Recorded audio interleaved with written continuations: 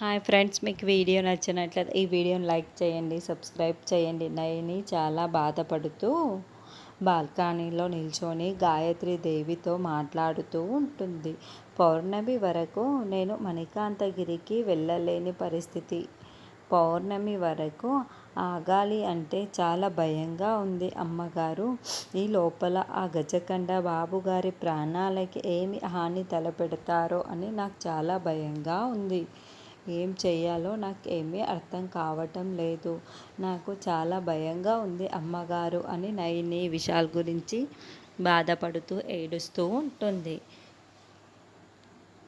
మణికాంతగిరికి మీరు ఎలా వెళ్ళాలో చెప్పినా కూడా పౌర్ణమి వరకు అయితే ఆగాల్సిందే కదా. ఎప్పుడు అడుగులు వేసిన ఆధారైతే కనిపించదు అని నయని బాధపడుతూ ఉంటే, తీసుకువెళ్ళు నయని అని గాయత్రీదేవి చెబుతూ ఉంటుంది. ఏంటమ్మా, ఏం మాట్లాడుతున్నారో? బాబుగారిని నాతో పాటే తీసుకువెళ్ళాలా అని నయని ప్రశ్నిస్తూ ఉంటుంది. అవును నయని, నీ పసుపు కుంకుమలని నీతో పాటే తీసుకువెళ్ళు. మణికాంతగిరికి విశాల్ ఖచ్చితంగా వచ్చే తీరాలి.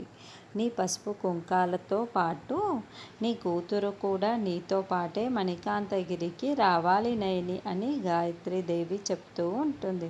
ఏంటమ్మగారు, బాబుగారిని కూడా తీసుకువెళ్ళాలి, నా కూతురు అంటే గానవి నాతో పాటే రావటం ఏంటి అని నయని ప్రశ్నిస్తూ ఉంటుంది.